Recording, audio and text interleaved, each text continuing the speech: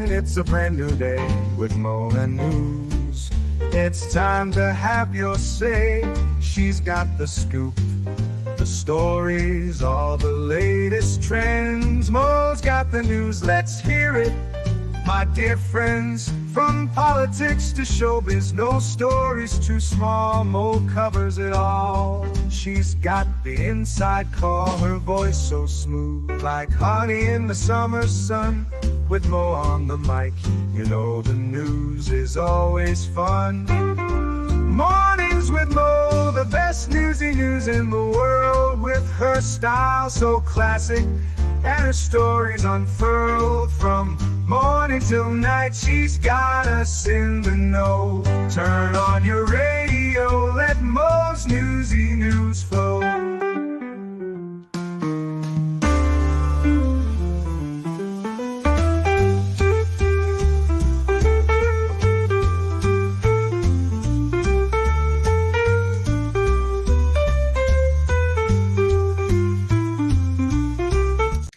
Good morning, everyone. It is National 7-Eleven Day, so go get yourself a Slurpee.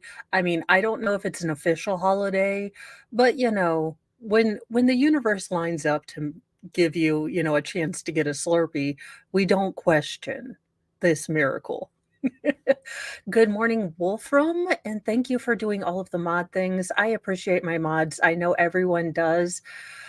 So big thank you for all of the work you guys put in. It is great.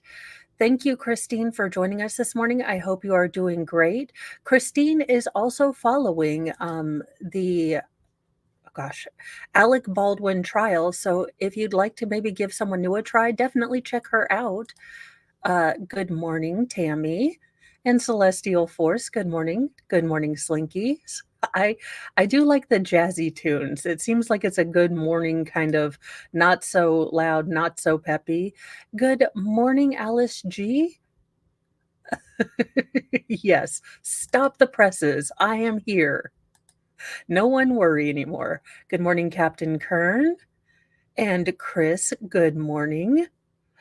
Our first story, I feel like, that chapter has been out long enough that really we should, I don't know. I mean, call me crazy, but criminals, if you change your significant other's life insurance like a month before they happen to shuffle off of this mortal coil, you know, it's a bit suspicious. I mean, I thought we all watched that chapter and he does the little insurance dance. I thought we had all learned these things. Good morning, or I'm guessing be stoned. Also not also an unofficial holiday. A Massachusetts wife's life insurance policy changed just days before her husband unalived her and her daughter in a alleged murder-suicide plan in their $5 million mansion. I mean, I don't get this. If you don't like the person anymore, get a divorce. Don't rob your children of their mother/father. It's not worth it to me. I don't get it. But I'm also not, featured on World's Dumbest Criminals. So there you go. Massive debt and the threat of eviction and a last-minute change to $1 million life insurance policy culminated in a Massachusetts father unaliving his wife and daughter before taking his own life inside their $5 million home, according to the report. Now, I will say that this is something that has been looked at as no, this is not the thumb cutting off story. But I will keep an eye on that one as it gets closer to trial. But there has been research into family annihilators, especially on the father's side, and financial distress, when a lot of the male's identity is wrapped around, being a provider and having monetary wealth. The loss of that, the loss of control in that is a motivating factor in these terrible cases. So Money is not everything. You have your wife, you have your daughter, and if she's a good kind of woman, she will stick with you through thick and thin. I mean, I did change my vows in my, civil ceremony at the courthouse to say, "For richer or richer," but that's because I've been poorer before and I've decided I don't like it. But that was a joke. If Mr. Mo and I lost everything, I'd work my behind off at McDonald's or something else, and we'd get through it because that's just what you do. Rakesh Kamal, 57, his wife Tina, 54, and their 18-year-old daughter Ariana were found dead in their Dover mansion as a result of a murder-suicide, authorities said. 4 days before the tragedy, a fax signed by Tina Kamal sent to a Virginia-based life insurance company, Genworth, requesting a change to her $1.25 million insurance policy was made. The document sought to make Tina Kamal's husband and daughter primary benefactors while adding the brother, Manjoy Kamal, as a contingent or backup beneficiary. The original policy for Tina listed her husband, Rakesh, who went by Rick, as the sole beneficiary provider, of this. So I don't know if they were all if at least the both of the parents were in on this sort of thing. I don't know why it extended to the daughter. It's just a terribly sad case all around. Since January, Rakesh's brother Manjoy and Tina's brother Sandeep Bedi are entangled in a court battle as they uncover their siblings' dark financial past. Following the three deaths, Manjoy was the one who discovered the bodies in the home, filed a claim with the life insurance company to collect the payout from the policy. Betty, who is administering his sister's estate, had raised concerns with the company regarding the circumstances of the deaths and the change of beneficiary forms, according to the outlet. Trapped with the decision on who the money goes to, the life insurance company asked a federal court in Boston in April to decide the policy's ultimate beneficiary. So they both have until August 2nd to respond to the filing. The men can either decide to settle or potentially have a lengthy civil trial, which would shed light on the motive behind, this tragedy. That was, I mean, all evidence is aligning that the father was the one who did the actual unaliving. Uh, Rakesh Kamal amassed a massive debt from $3.8 million mortgage he took out to the $4 million property he purchased with his wife on Valentine's Day 2019 to a six-figure loan from a family member and a series of poor business deals in and out of the Boston area. The software developer and entrepreneur borrowed more than $500,000 from Beatty, along with a substantial amount of money from his brother Manjoy in two separate affidavits viewed by the Boston Globe. So, this is the alleged doting father. Again, you have a beautiful wife, you have a beautiful daughter. So, what if you're brokish? For the love, I mean, those are treasures that are beyond money. I don't get it. There's his daughter that I just don't. Rakesh demanded his brother in law not tell Tina about the loan. I never in my wildest dreams questioned what Rick was doing. We put him on a pedestal so high you can't imagine. And now for us to reconcile that not just that he unalived my sister and niece, but he was lying to us for years, it cannot sink in. Along with a massive debt, a Chapter 13 bankruptcy claim was filed in Tina's name in September 2022, listing liabilities between $1 and $10 million, cited Boston News 25. And they got these information from the federal bankruptcy claims, public information. In December 2022, the Kamals were ordered to vacate their 21-room Dover mansion. Y'all, you cannot keep up with 21 rooms. You do not need 21 rooms. And I know I speak from a glass house because I have a pretty massive house, but I also have 8 people that live here. So for 3 people, 21 rooms, I think you would be okay. Now, Rakesh owned a $760,000, you know, or he owed $760,000 to a Maryland-based company, Tech Connect, after they loaned him $550,000 for a company that he operated.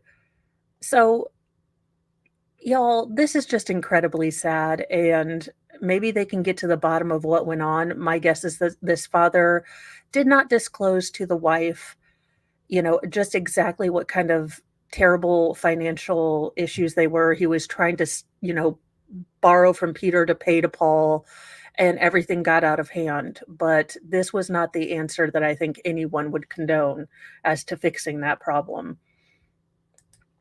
In sad news, a star from the Alf show has passed away after being found in a parking lot. Now, Alf was one of my favorite shows. Growing up, I loved Alf. I wanted to go to Melmac. I didn't realize that I could not go to Melmac, but I was pretty sure I belonged with Alf. Alf star Benji Gregory was found dead in a Chase Bank parking lot in Arizona last month. He was 46 at the time of his death. The former child star's sister, Rebecca, confirmed Gregory's death on Wednesday, TMZ reported. His cause of death is still pending. I mean, who didn't love Alf? I loved Alf. Though I never did understand how the dad got this woman, because I was like, look, I don't know that he could have looked any better in his youth that would have attracted this sassy blonde, but I have a weird way of thinking. A Maricopa County Medical Examiner's Office lists Gregory's date of death as June 30th on his death certificate per the outlet. Rebecca reportedly said that Gregory had suffered from depression, bipolar, and had a sleep disorder that would typically force him to stay awake for days. The outlet also claims sources close to the actor believe he was at the bank in Peoria, Arizona on June 12th to deposit his residual acting checks from the time he was on the famed NBC sitcom when he fell asleep in his car and died of heat stroke due to the area's severe summer. I mean, what? Oh, and he has a doggo. Well, he has, we do know he has good taste. Gregory was accompanied by his service dog, Hans. Unfortunately, the dog also passed away. His sister went on to say that the family is grieving Gregory's loss and they appreciate the thoughts and well wishes during this time. She suggested that fans of the late actor should place donations in Gregory's names to the causes he would support, such as the Actors Equality Foundation or the ASPCA. Look, I'm just saying it, donate to the doggos if you have a choice, but because I'm thinking actors are going to be okay. Gregory became a household name during his time as Brian Tanner on Alf. He starred in 101 episodes, and the series aired from 1986 to 1990. He also did guest star roles on The A-Team, The Twilight Zone, and in the 80s appeared in a TV pilot, Fenster Hall, Disney movie, Mr. Boogedy, and Jumpin' Jack Flash. He stepped away from Hollywood in 2003 when he enlisted in the Navy and became an aerogeographer's mate. He was honorably discharged in 2005. So, sad news on the Alf front, but it seemed like he did more with his life than, just being a child actor. And it's really sad that this is the way he had to pass. And what a wonderful thing for his family to encourage people to donate to causes that he would like. So, that is really good. Um, well, it looks like state troopers everywhere are seeming to have a little bit of trouble here lately, or all the time. Who knows? A state trooper charged in a high speed, full throttle crash that killed a high school cheerleader, injured five. I mean, y'all state troopers, I don't know. I don't know about y'all anymore. A Minnesota state trooper with a reported history of driving at excessive speeds has been criminally charged in a crash that killed high school cheerleader Olivia Flores, an 18-year-old just weeks away from graduating when trooper Shane Roper, 32, driving without lights or sirens, plowed into her vehicle at 83 miles per hour in a 40 zone. I mean, y'all, between Massachusetts and this douche, what the heck are we going to do with state troopers? Flores died and 5 others were injured in the May 18th crash, according to a statement from Olmsted County Attorney Mark Ostrom, released Tuesday. Ostrom alleges that it was in the moments just before the crash that Rupert pushed the gas to full throttle and turned off his lights and sirens. And welcome, Fraud at Wrangler, H. Fred 65, MSL. Oh, for the love of goodness. MLS. Y'all, bear with me. This has been a rough week with all the storm fronts moving through. So, my graduation from the Zoolander School of Reading Stuff Goodly uh, may come into question.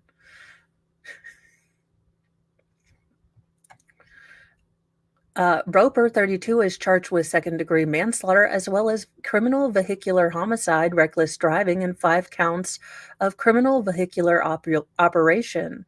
According to a local report by ABC affiliate KSTP, one of the crash survivors recalled Roper's car approaching like a rocket toward them as they were near the intersection of a mall at Rochester. Witnesses initially disclosed that Roper was seen driving his trooper vehicle into a Ford Focus as it made a left turn, and that the Focus was pushed into a nearby Toyota RAV4. Flores was in the Ford Focus with 2 others, and there were 2 people in the RAV4. Though all were rushed to an area hospital, only Flores succumbed to her injuries and died. Jenna Compton, Flores' cheerleading coach, called the teen a shining light in a recent interview with KSTP. Oh, there we go. And thank you, Fraud at Wrangler, for the $10. This is the channel I trust to give real news that has nothing to do with frauding or sovereign idiots. Thank you so much. I appreciate it. I don't know, I have the most awesome chat out there, so I am so glad that everyone enjoys that. And, I get to do what I love to do, be a news nerd and just, be a little goofy, put on wigs. So I'm glad you all like that and you join me in the mornings. Thank you. Uh, According to prosecutors, Roper hasn't been involved in 4 prior crashes caused by inattentive driving or speeding. In one accident, investigators said he drove over 99 miles per hour multiple times on the day of the crash. That also included driving 135 miles per hour in a 55 zone for an emergency call with neither his lights or sirens on, then either. Ostrom said that Roper had a person riding in his vehicle with him at the time of the crash on May 18th, and that the person was also injured. He allegedly was speeding more than 40 miles over the speed limit on May 18th. Investigators say Roper was trying to catch up with another driver for a petty offense. No, y'all, I have to go 143 miles. He's been turning left for the last 5 miles. I mean, uh, are we just letting everyone from No Child Left Behind program become state troopers? Now, I graduated before No Child Left Behind, so I'm exempt, but it doesn't seem like he's the sharpest Crayola in the box. Minnesota State Patrol Colonel or Commander Christina Bogovich expressed the department's condolences and said that Roper's alleged allegations are concerning because they did not align with the state patrol's core values. The announcements of the charges marks the next step in the judicial process related to this case. We respect that process and cannot comment further due to ongoing criminal proceedings. Roper remains on paid investigative leave per his labor contract. Well, I'm so glad that this a-hole is still getting paid. I was worried for a little bit. I was like, won't someone think of the trooper? Really? This guy took a life and injured 5 people, and they're like, "Look, we have to put him on a little light car shuffling, and we still have to pay him." It is the policy of Minnesota State Patrol that personnel have a duty to protect all people's lives to the extent possible when enforcing the law, Ostrom said Tuesday. Trooper Roper violated that policy, driving in a grossly negligent manner, attempting to catch up with a petty traffic violator on a consistently busy roadway. Trooper Roper violated his duty in such a gross fashion, causing the death of a young lady celebrating her impending graduation from high school. Several other persons suffered serious injuries. Roper's conduct violated the State Patrol's core values. Well, I'm glad to see that you have them at least written down if you don't remember them. But I have questions about how all y'all run your departments now after Karen Reed. So there you go. I will keep an eye on this case because this is definitely gross. It definitely underlines a problem of maybe people who are not temperamentally compatible with such a position. In a person who was Moe's avatar, because y'all, I have the best Alec Baldwin is the Alec Baldwin from Team America World Police. In my opinion, it was his greatest role. Uh, so I would say kudos for this person for being honest. A person in the jury pool for Alec Baldwin's Rust trial admits that they would be very biased against the actor if selected. And I know this is a little bit behind. On Tuesday, July 9th, 11 women and 5 men were selected as sworn jurors out of a group of 70 prospective jurors. I love that he's like me. He's like, I'm wearing my smart person glasses.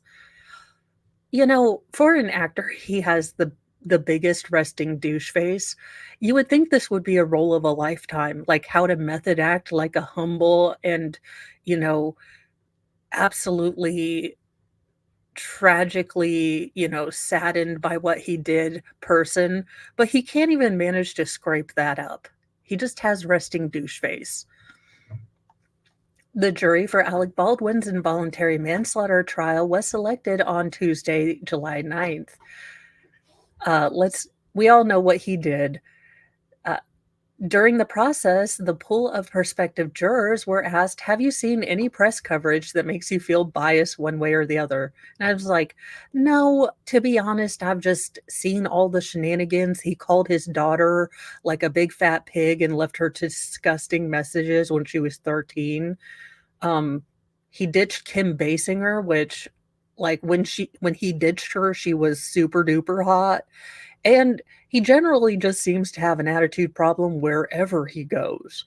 So I just don't like him personally. Thank you. It's not the media I'd raise my hand.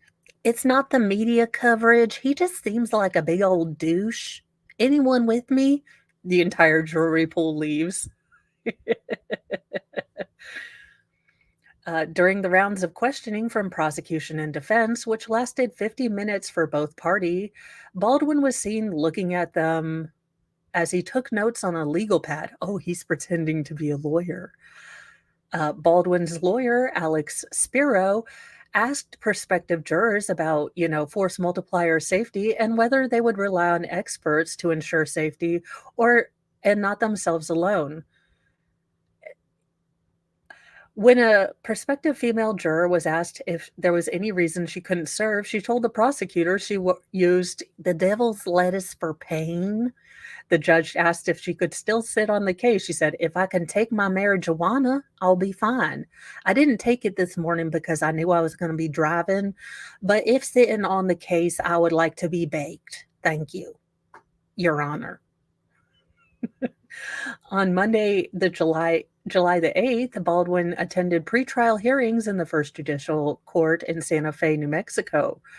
Prosecution and defense have made arguments on various motions. I just love that this juror was honest, like, look, I just don't like him. He has a jerky face.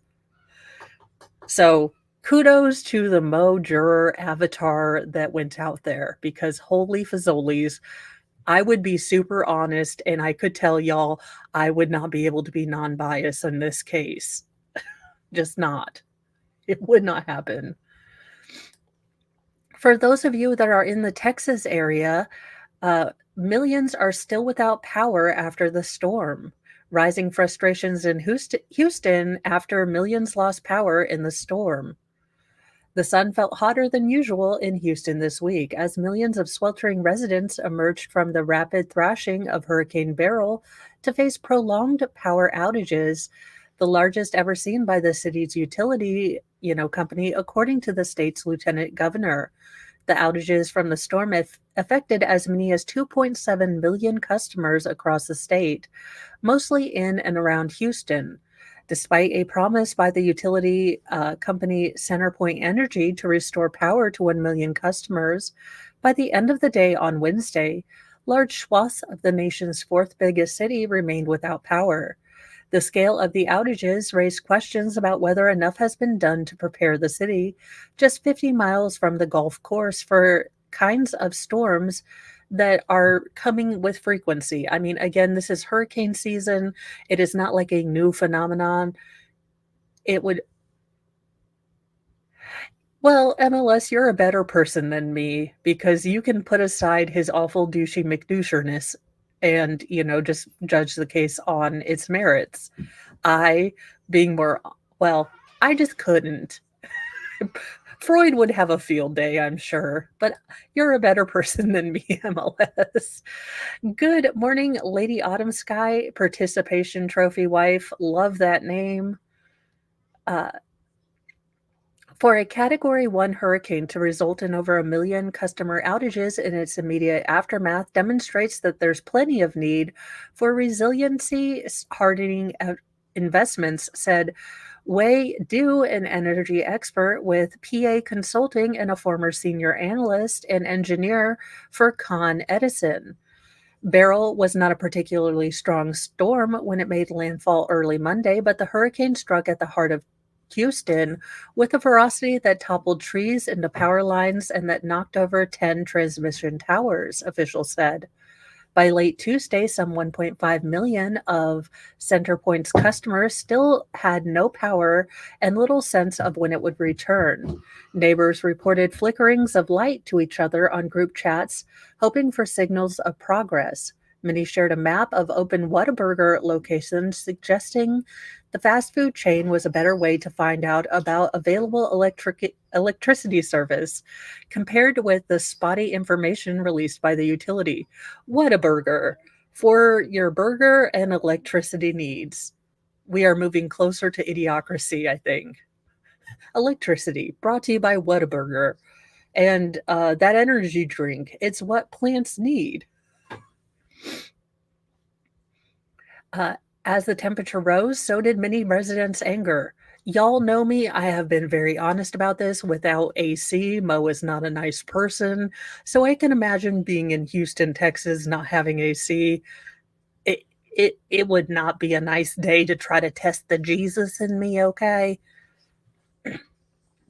The response has been too slow, said Patricia Alexander, 79, who sat in a cooling center in Northwest Houston to get a break from the heat inside the senior center where she lives. The mayor said he was looking out for senior centers and CenterPoint's teams were prioritizing senior facilities, but I don't believe it because we don't have air conditioning. The sheer number of damaged lines accounted for the extent of the outages, which surpassed those during Hurricane Ike in 2008. After that storm, the utility described making efforts to better manage the vegetation around power lines. Company officials said they had been surprised by the behavior of the storm, which was initially expected to strike further south, but instead hit near Matagorda, Texas, after strengthening somewhat and spiraling north towards Houston. No one should have been surprised, said Dan Patrick, the state's lieutenant governor, who has been acting in place of Governor Greg Abbott while he travels abroad. Patrick said in a news conference he wanted the utility to focus on restoring power, but that afterward the company would need to explain its preparations for the storm. If they made mistakes beforehand, that will be addressed, Patrick said. The real question is, were they prepared as they should be? And that's up to them to answer, and they will answer not only to the public, but to the PUC, he added, referring to the state's Public Utility Commission. Nick, thank you for the super chat. And with luck, the day after I get to Houston, Hurricane Haktua will land. Oh my gosh. Please, 2024, if we could have a hurricane named Haktua, it would make little Mo's heart just grow 3 sizes. So come on, universe, it would be awesome. I will actively pray that Hurricane Haktua does not come when you are arriving to Houston, but I do demand that be one of the names of the tropical storms this year. Forget Irma and Elma and Elsa and Jeffrey and George and Jeff. We need a Hurricane Haktua. I'm just saying. Texas officials have spent much of the last few years worrying about the vulnerability of the state's power grid to extreme cold after failures during the winter storm of 2021. Well, again, we have an aging grid. I love that the infrastructure, is always a big buzzword and red meat to throw out during an election system. But our electrical grid is weak and needs to be completely overhauled. We have no protections on it. We are running with very old infrastructure here. And instead of focusing on things that we could really change, we want to make sure that we change the name of bridges and name post offices for people. This is why I am not politically aligned in such as a party, because I think they both kind of suck on doing things that actually help people. It's not just during a storm. Texas in general tends to have more outages on blue sky days than any other state. Doug Lewin, an energy consultant and author of Texas Energy and Power newsletter, we rank very poorly compared to other states. We've got a long way to go. In CenterPoint's last 3 annual reports to the 2 federal regulators, including the most recent one in February, the utility said it had risks related to aging facilities. Again, these are things, small steps that we could do, we could take care of if we were actually serious about improving the lives of Americans. We have a very vulnerable power grid.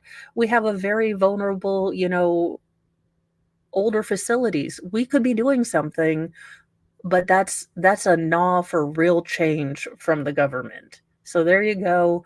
Hopefully, people that are most vulnerable to these power outages will get their power back soon, because I am not a nice person with no electricity, and with the heat and humidity and all of that fun stuff in Texas. Y'all, you don't want to see a hot grumpy Mo. It's not a good thing. In another person that apparently can't drive to, for safety reasons. Influencer Summer Wheaton has been blamed for a fatal 4th of July crash after a celebrity-packed party at Nobu. Now, I don't know this particular influencer, but I'm not on TikTok, y'all, because I can barely work YouTube. Social media influencer Summer Wheaton was identified as the driver who caused a fatal crash on the 4th of July after leaving a celebrity-packed, unpermitted party in Nobu in Malibu, according to officials.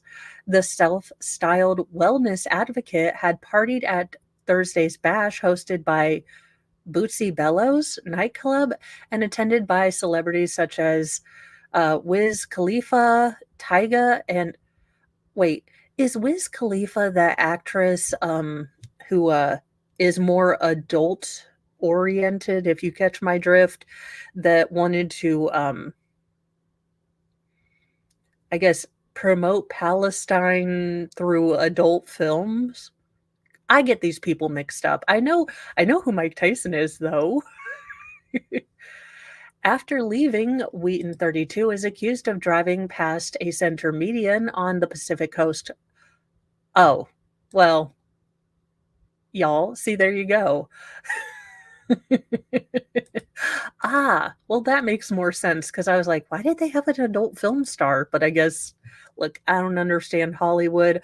I have firmly gotten to that age where I'm so much closer to get off my lawn territory than knowing who the new, singers and actors are. She's accused of passing a center median on the Pacific Coast Highway and crashing her 2019 Mercedes-Benz head-on against a 2020 Cadillac, killing the other driver, the Los Angeles County Sheriff's Department said. Wheaton and the passenger hit the Cadillac, and both were taken to a nearby hospital to be treated for injuries. The Cadillac driver was pronounced dead at the scene. The preliminary investigation suggests that speed and/or alcohol may have caused this fatal crash. Formerly a licensed real estate agent, Wheaton has made a name for herself on social media as a wellness advocate promoting healthy eating and lifestyle choices. Wheaton, who boasts more than 100,000 followers on Instagram, has made her account private and took down her personal website following the crash. She has yet to make a public statement about the incident. The deadly crash happened about 10:30 after Wheaton was spotted leaving the party at Swanky Nobu, ABC7 said. So, I mean, look, y'all, I don't know that guy. I know this guy. Don't know her. I've got 1 out of 3. Malibu officials said they denied Nobu's request for a permit for a 4th of July party because the owners did not comply with conditions related to traffic and safety, but that the party went on anyway. The city attorney responded, advising them that doing so would constitute a willful violation of the city's municipal code and subject them to code enforcement action. Malibu city manager Steve McClarty said in a public meeting Monday. Malibu officials said the cause of the crash is still being investigated, with city's code enforcement department handling the case against Nobu. Owners for the restaurant did not immediately respond to the Post's request for comment. Malibu Mayor Steve Uring expressed his condolences over the crash, which is only the latest in a series of fatal collisions along the Pacific Coast Highway. We are saddened by the tragic loss of life resulting in last night's accident, Uring said in a statement. This heartbreaking incident underscores the importance of the city's ongoing efforts to address safety on Pacific Coast Highway. Now, were they drunk? Were they on their cell phone? I mean, if I were a party-going person, if I were a peopling person, I'm guessing she had, a couple of drinky poos at this party. Now, I am a lightweight, so a couple of drinky poos would mean Mo sleeping in the corner. But maybe she felt like she was good to drive, and she wasn't. And I'm so tired of people not paying attention. If I, as a regular person, can look both of my daughters in the eye and tell them every time they get in a car, they need to realize that they are in charge of a, you know, thousands of pound weapon, that they need to realize that this is a big responsibility. If I can drum that into my own kids, I really don't understand why a 32-year-old can fail to grasp the point. But that's just me. And I don't think her being an influencer will, help her out, but it is California, and who knows?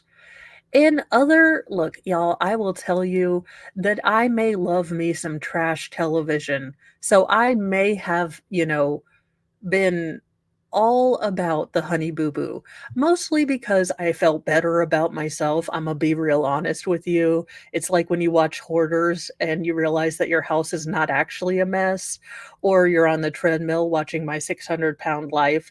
Look, I love trash TV because it makes me feel like less of a train wreck, or at least a minor train wreck and compared to a big one.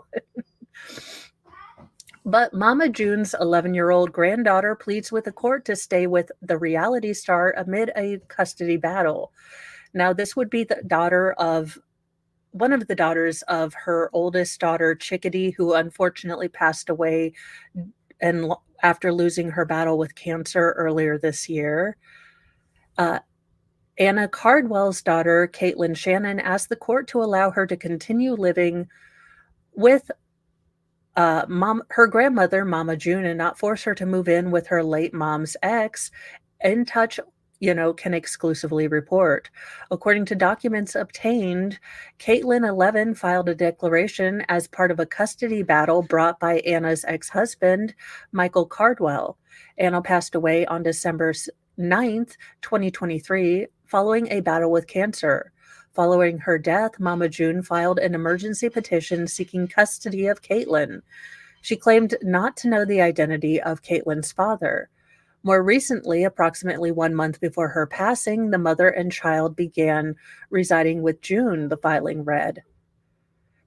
June said it would be in Caitlin's best interest to live with her full time. The reality star asked Georgia judge to award her custody of the minor. Now, I will say that I'm not quite so keen on this move. Mama June, and look, everyone deserves a redemption arc. I understand that she has claimed that, she has dealt with all of her addiction issues and all of her self-destructiveness and things like that. But if I were the court, I would need a lot of assurances in order to be comfortable with this, because we have seen how absolutely rock bottom she hit. And I would have a lot of legitimate questions if I was the court or even the other party in this case. I'm not saying she's a bad person or anything like that, but I would definitely think that the court is going to have some very legitimate and pointed questions to ask Mama June. So I do have a lot of questions. The court granted June's emergency petition for temporary custody, but set a hearing to determine permanent custody. A couple of days later, Michael, who shares an 8-year-old daughter, Kylie, with Anna, asked the court to award him custody of Caitlin. Kylie has been living with Michael since Anna's death, while Caitlin has been living with June. In his petition, Michael told the court that the two minors should not be split up. He had also helped raise Caitlin when he was married to Anna. In addition, he claimed June had sorted her relationship with Anna. June opposed Michael's request. In court documents, June said, quote, when Michael resided in Alabama, he only visited with Caitlin at most once per month, sometimes going 3 months between visits.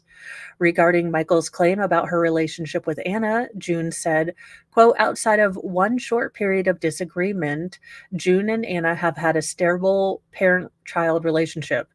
Okay, I think you're using the word stable maybe a little liberally. We have all seen, well, okay, I have seen all of the seasons of Honey Boo Boo. It's a life achievement. I know y'all are jealous.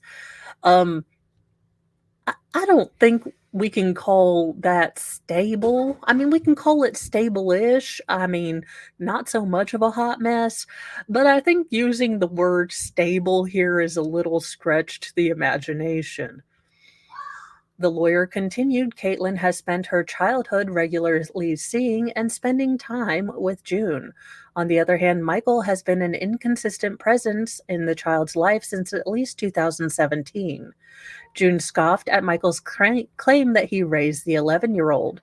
She said that the only father figure in Caitlin's life was Eldridge Toney, Anna's widower. In her motion, June accused Michael of DV against her daughter. During his marriage to Anna, Michael would frequently, lay hands on Anna, allegedly, and the child, and it would not be in the child's best interest to be in Michael's care and control, her filing read. Michael's attorney, Donald Lewis Roberts, previously addressed these claims. He said that Michael denies these allegations. This is the first time that any of these allegations have ever been made against him.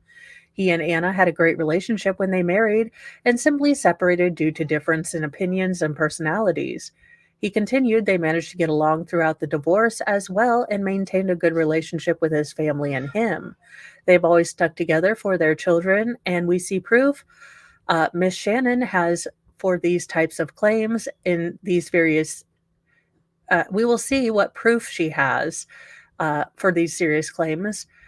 Uh, in her new declaration, Caitlin said, I'm electing and hereby expressing my desire and intent to reside primarily with my maternal grandmother, June Shannon.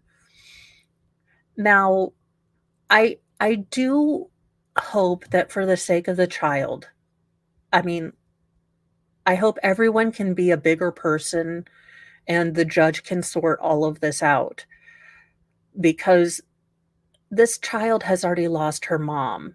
You know, let's make sure, and this is, I mean, in theory, what the courts are supposed to do, but let's put the child's needs over every adult person here and figure out what's best for them.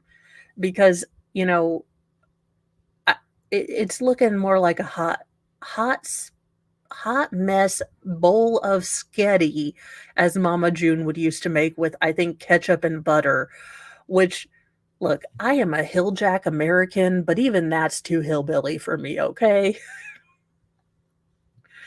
Um,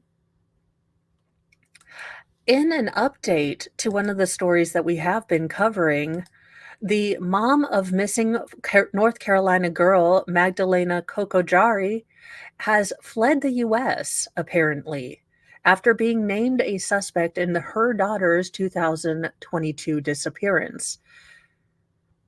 Now, this has been a long story. Thus far, she has, just been there have been some really big shenanigans, different things that are not adding up in this particular case, and I don't know how it is moving forward, but I do know that nothing seems to pass the smell test in this, Madalena Kokokari case. This does not seem to kind of, 2 plus 2 equals 4 here. There seems to be a lot of, you know, let's say Common Core math going on. North Carolina police fear that the mother of Magdalena, who vanished in 2022, has fled the U.S. just weeks after she was named a suspect in her daughter's disappearance, according to reports. The startling revelation came after a photo allegedly showing Dana Kokokari on a plane heading to Eastern Europe with her mother sitting behind her was posted to a Facebook group, Where is Magdalena? On the way from New York JFK to Frankfurt, then Bucharest, after 9 years of absence from the country, the post caption read. I mean, it seems like she's done running. The Cornelius Police Department said it was aware of the photo but could not confirm when it was taken or Kokokari's recent whereabouts. The police department is aware of the posts that indicate that Diana may have left the country. However, we are unable to confirm this information. Cornelius Police Chief David Backham told U.S. Sun on Tuesday. Backham said the police are unable to prevent the mother from leaving the country and that she does not currently have any active warrants for her arrest. Kokokari was born in Moldova and holds citizenship there and has several family members and friends who reside in the Eastern European country, according to The Sun. The mother's neighbors claim to have seen her placing suitcases in a car with 2 people inside last Tuesday afternoon, then driving off, 5 days before the photo of the mom circulated on social media. He told the outlet that he hasn't seen her since. Police confirmed that they confiscated Diana's passport when she was arrested in December 2022 and never gave it back. However, a source inside the department told the outlet she may have applied for an emergency passport, which would have allowed her to leave the U.S. Police say they have not spoken to the mother since she was released from jail in May. A Romanian reporter has claimed that Cococari is not in Moldova but in neighboring Romania, according to WCCB. Bucharest, the capital of Romania, where the Post alleged Cococari would be traveling, is about 200 miles from the border of Moldova.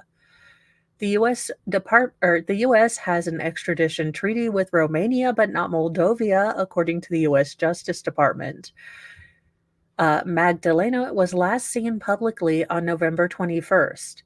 And and the sad thing is that the two people that were charged with taking care of this, mostly her mother, have yet to tell the truth or at least make this, make any effort to find where this beautiful little girl is, other than telling a bunch of random ridiculous stories and sort of giving the police the runaround.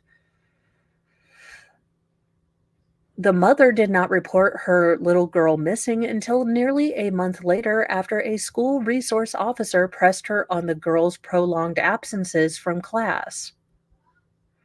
Uh, Diana, 37, and the girl's stepfather, Christopher Palmeter, have both been arrested and charged with failure to report a child missing in December 2022, just weeks after Madalena was last seen. Diana intended to plead not guilty to the charge, but later accepted a guilty verdict and was sentenced to 24 months in maximum security prison. She was released from prison after serving 520 days behind bars. On June 25th, the Cornelius Police Department said they were continuing to seek information in their search for the missing schoolgirl and considered Cococari as a suspect in their investigation. However, law enforcement was unable to file any new charges against the mother.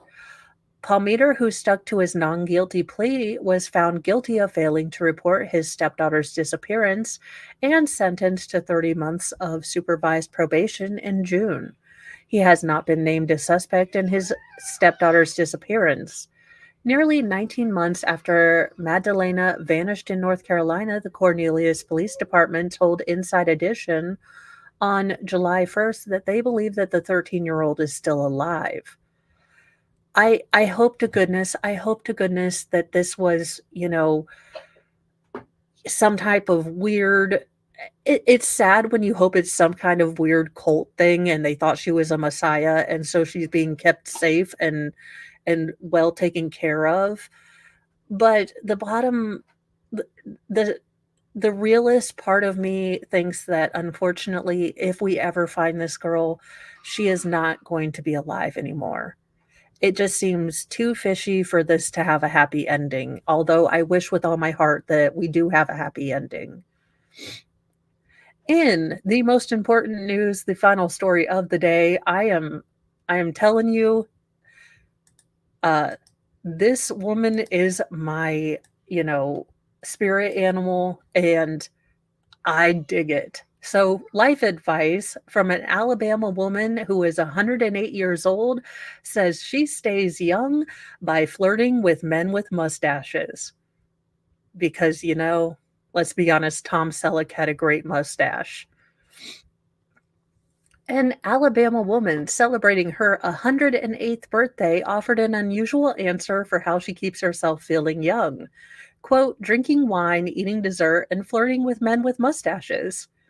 I mean, I think I can do all of those three things. I'm going to live to 200. Helen Denmark turned 108 on Sunday. She celebrated with a party Monday thrown by her friends and caregivers at Brookdale Assisted Living in Birmingham. Denmark said she didn't feel any older than she did when she was 107 and told WDHN TV that she stays feeling youthful by her, trinity of holy youthality: wine, desserts, men with mustache. Seems like a pretty good, health health assessment for me.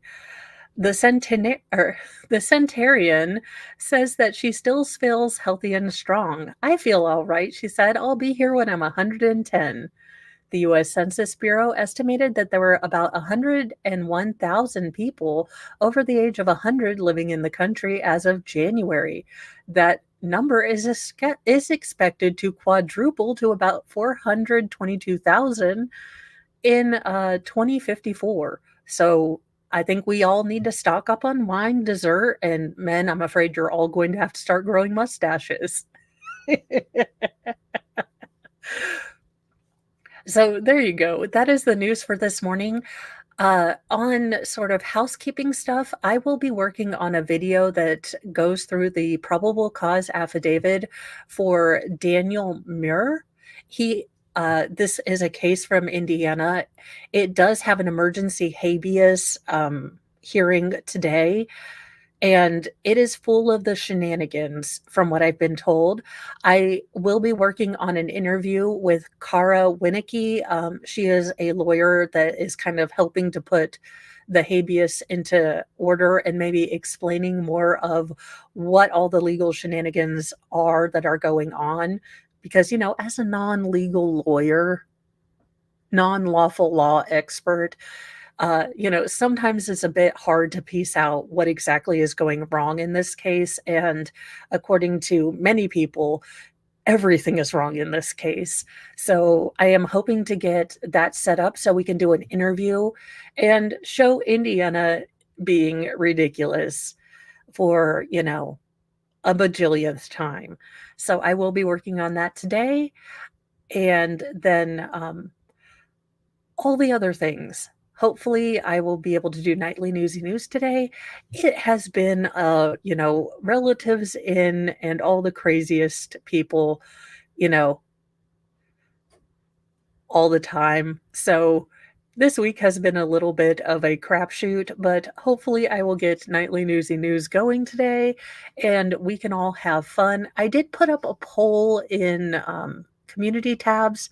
I am thinking of starting a separate, when I figure out how to do that, Mr. Mo will be figuring out how to do that, a second channel to, I wanted to start for accountability's sake, start documenting, my health journey, my, small steps to better living with a chronic condition. Just for me to be accountable because I can't lie to all y'all. So just trying to do that as a thing. So I will be doing that, I think, as soon as I figure out how to do it. But that is something that I plan to work on here in the next coming days. And I will see you all tonight. I am sending you over to, who am I sending you over to? Because that's a good question. And I keep getting it wrong when I'm trying to guess what 4 a.m. me, sent you guys to versus where I'm going now. I am redirecting you over to potentially criminal for the Alec Baldwin stuff. So you can go over there. I know everyone is covering Alec Baldwin. Well, thank you. I need, I need motivation. So there you go. So have a great day, you guys. I will be working on some other stuff, but I should pop in from time to time. And, be kind to yourself, be kind to others. Have a great day. And do me a favor if you can, make sure that you are still subscribed if you have subscribed, because sometimes YouTube is a bit of a booger and likes to unsubscribe you for no good reason. Welcome, Shizzy Raiders. I am just about finishing up, so you all are going to go to potentially criminal. But thank you for raiding, Shizzy Raiders. Have a wonderful day, and I will see you in a little bit, guys. Bye.